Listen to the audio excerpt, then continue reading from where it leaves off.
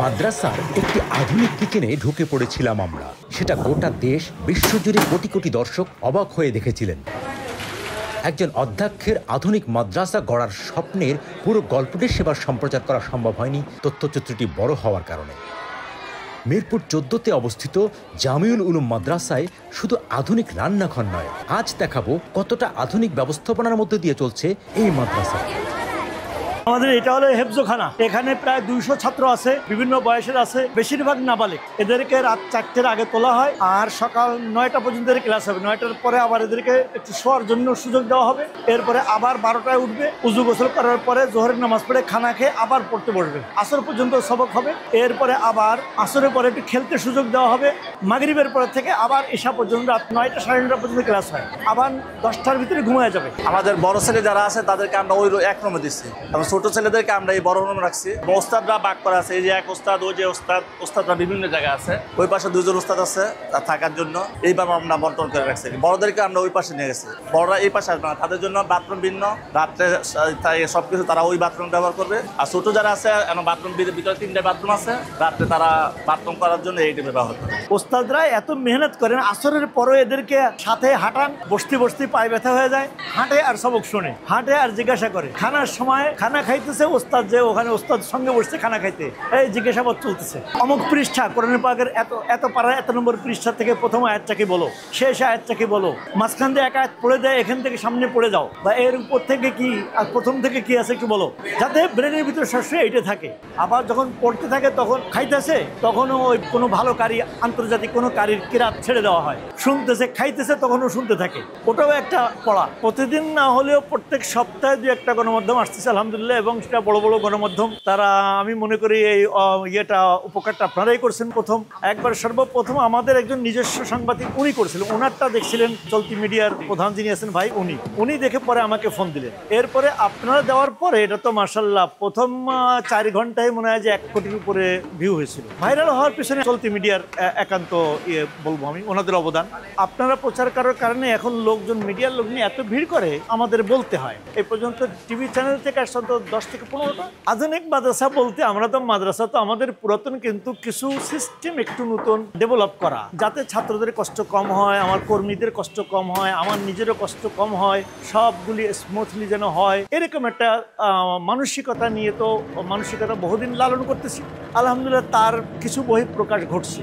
এখনো এটা সমাপ্তির পথে না, বরং এটা একবার শুরু। যারা খুব ভালো ফলাফল করছে, আমরা আমাদের ভাষায় মুমতাজ বলি, অর্থাৎ 80-র উপরে নাম্বার নিয়ে পাশ করে দাওরা, এরকম ছাত্রদের থেকে 20 জন ছাত্র নিয়ে আমরা একটা বিভাগ খুলছি। এদেরকে 1 বছরে একটু ইংরেজি শিখাই এবং বিভিন্ন ফেরাকে বাতেলা, বর্তমান দেশের যেমন কাদিয়ানি, শিয়া ইত্যাদি বিভিন্ন মাজাহেব আছে, ফেরাকে বাতেলা, বাতিল ফেরকা আছে, দল আছে, তাদের সম্পর্কে একটা ধারণা এবং ইংরেজি ভাষার উপরে এতটুকু ধারণা দেওয়ার চেষ্টা করি। 2 জন শিক্ষক আছেন, একজন একবার স্থায়ীভাবে 24 ঘন্টা থাকেন, আরেকজন পার্ট টাইম এসে শিক্ষা দিয়ে যান। তো এই ছাত্রগুলি 1 বছরে এতটুকু তৈরি হয় মোটামুটি, যাতে এরা স্বাভাবিক কথাগুলি, ছোটোখাটো কথাগুলি বলতে পারে, যেন বহির্বিশ্বে কোনো জায়গায় গেলে, যেহেতু এটা ইন্টারন্যাশনাল ভাষা, যেন ইংরেজিতে 2 কথা কোরআন হাদিস বুঝাতে পারে, দিন বুঝাতে পারে, এরকম একটা অবস্থা তাদের তৈরি করে দেওয়া হয় 1 বছরে। অনেক দেশ এমন আছে যেখানে আপনি ভালো আলেম খুঁজে পাবেন না, সেখানে আপনাকে দিন শেখাবে এমন কাউকে পাবেন না। তো তাদের, যারা এখান থেকে এই ডিপার্টমেন্ট থেকে ইংলিশ শিখছে, তাদের মূলত টার্গেটটা হচ্ছে ওই সমস্ত দেশে কাজ করা, যেই দেশে কোনো আলেম নাই, যেই দেশে দিন প্রচার করার কোনো মাধ্যম নাই। আমাদের এই ক্লাসটা হলো দাওরায়ে হাদিস, যেটাকে আমাদের সাবেক প্রধানমন্ত্রী মাস্টার সম্পন্ন সনদ দিয়ে গিয়েছেন। অতএব বলা যায় যে আমাদের কওমি মাদ্রাসাগুলোর মধ্যে সর্বোচ্চ ক্লাস এবং সর্বোচ্চ শ্রেণী হলো দাওরায়ে হাদিস। আলহামদুলিল্লাহ প্রচুর ফোন আসে, ফোন এত বেশি আসা শুরু হয়েছে এখন, সত্যি আমার জন্য এটা একটু কঠিন হয়ে যাচ্ছে। সেই জন্য আমি ফোন কাছে রাখি না। এত ফোন আসে, জানতে চায় যে মাদ্রাসায় কীভাবে ছাত্র ভর্তি হবে, কিভাবে। এমনি তো আমরা এর আগের থেকে ছাত্র ভর্তি নিয়ে আমরা একটা চাপে ছিলাম, কেননা আমাদের 1,500 ছাত্র পড়ে, ভর্তি হওয়ার জন্য আসে কমপক্ষে 3 থেকে 4,000 ছাত্র, অর্ধেকের বেশি ফেরত দিতে হয়।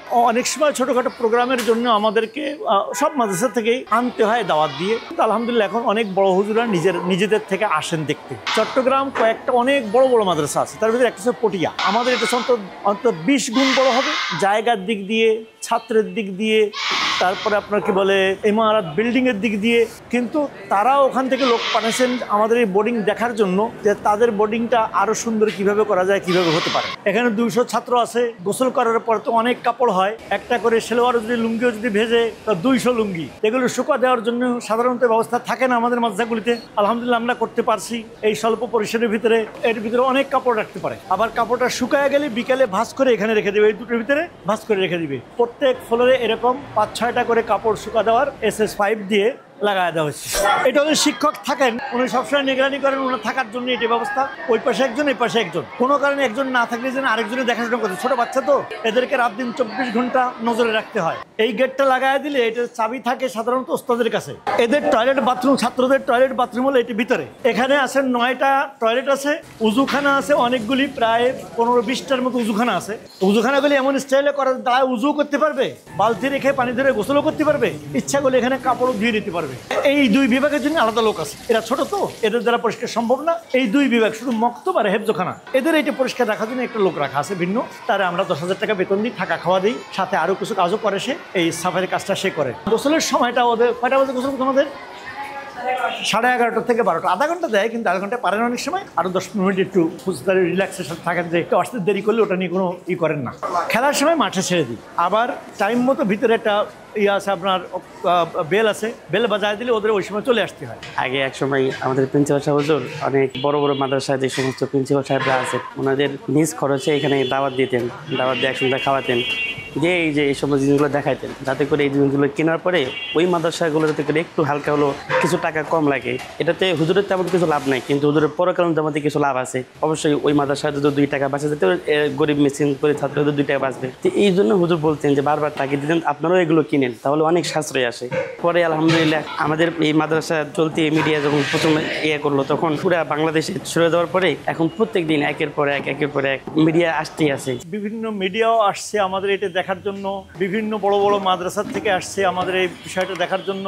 এছাড়া বড় বড় হসপিটাল, স্কয়ারের মতো হসপিটাল, তারা আসছে। গত পরশুদিনও আসছে আপনার একটা লিমিটেড কোম্পানি। ওনারা কিভাবে খাওয়াবেন, কি করবেন, সেই জন্য ওনাদের অনেক লোকজন আছে। তা সত্ত্বেও ওনারা দেখতে আসছেন যে এটার পরিস্থিতিটা কিরকম, আধুনিক ব্যবস্থাপনা কিরকম। এবং ওনারা আমাকে দাওয়াত দিচ্ছেন যে কোনো একদিন আমার রোজার আগে হোক পরে হোক একবার যেতে হবে ওনার ওখানে, উনি গাড়ি পাঠাবেন ইত্যাদিতে। এরকম একবার সারা বাংলাদেশ থেকে, চট্টগ্রাম থেকে, উত্তরবঙ্গ থেকে সবাই বিভিন্ন দিক থেকে আসতেছে। আলহামদুলিল্লাহ আলহামদুলিল্লাহ। আমাদের দেশে তো আমার মনে হয় যে আমাদের এই বোর্ডিং সম্পর্কে জানে না, মাদ্রাসা অঙ্গনে কেউ জানে না, এমন আমার মনে হচ্ছে না। ডোনেশন ফান্ড এখন ওইভাবে পাইনি অবশ্যই। এক ভাই আলহামদুলিল্লাহ, উনি দেশের, উনি 50,000 টাকা দিয়ে গেছেন, এবং উনি আরও 50,000 টাকাও দিচ্ছেন, 1 লাখ টাকা উনি দিচ্ছেন। এইটা আমরা পাইছি। আরেক ভাই চট্টগ্রাম থেকে, উনি এটা দেখে উনি একজন এতিমের খরচ প্রত্যেক মাসে 2,500 টাকা উনি পাঠান। উপরে ওটা হচ্ছে বেডিং।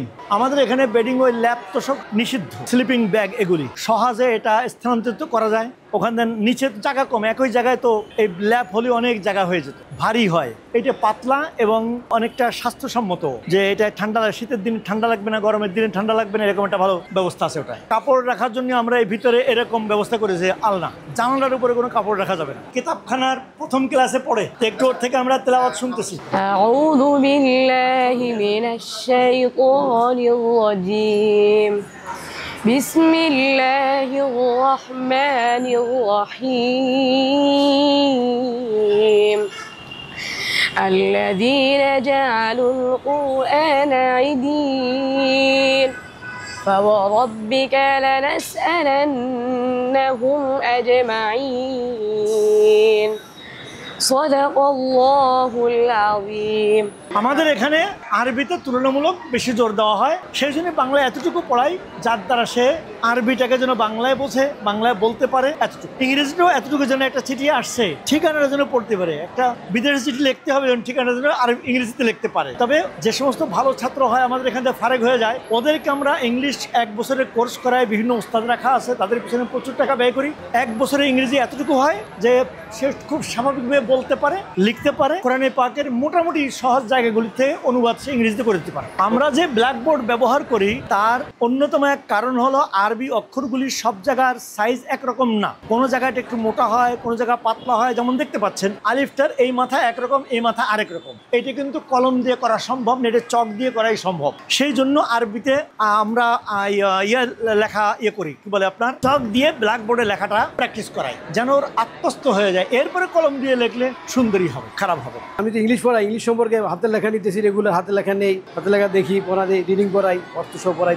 আমরা সাধারণত ছোট বাচ্চা তো ওদেরকে অজু, ইস্তেঞ্জা, গোসল, খাওয়া দাওয়া, চলাফেরা, চলতে গেলে কিভাবে চলবে, কথা বলবে কিভাবে, আদবের সাথে বাসা কিভাবে ঢুকবে, বাসাতে কিভাবে বাইর হবে, বড় দেখলে সালাম দিবে, এভরিথিং জীবনে চলাফেরার জন্য যত কিছু দরকার আমরা শুরু থেকে সবকিছু শেখার চেষ্টা করি। আলহামদুলিল্লাহ, চলতি মিডিয়া ভাইদের কাছে আমার আবেদন থাকবে যে আপনাদের মাধ্যমে আমরা আলহামদুলিল্লাহ শুধু বাংলাদেশ না, মোটামুটি সারা ওয়ার্ল্ডে, মুসলিম বিশ্বে আমরা মোটামুটি এখন একটা পরিচিত মাদ্রাসা। এটা আমরা একটু আপনাদের থেকে আরেকটু সহযোগিতা চাইবো। আমাদের নির্ধারিত কোনো আয় নেই, 1200 ছাত্রদের খানা দেওয়া হয়, তার অধিকাংশ ছাত্রকে ফ্রি খানা দেওয়া হয়। তো এই পিছনে যে একটা বিশাল ব্যয়, ওস্তাদের বেতন ভাতা ইত্যাদি, নির্মাণ কাজ চলছে।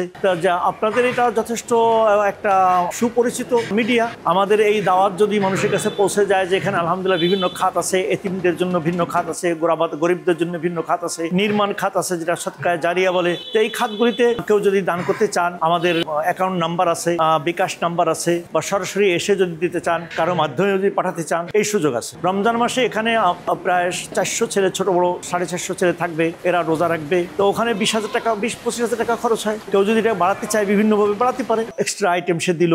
আর খানা যদি খাওয়াতে চায়, নর্মাল খানা, তাতেও প্রায় 50,000 টাকা যায়। আর একটু ভালো খাওয়াতে চাইলে 60,000 টাকা যায়। কেউ যদি এক বেলা খানা, 2 বেলা খানা, ইফতারি সহ দেয় 3 বেলা, তাতে হয়তো 1 লাখ টাকার মতো খরচ যাবে, 1.25 লাখ টাকা, 1.5 লাখ টাকা খরচ যাবে।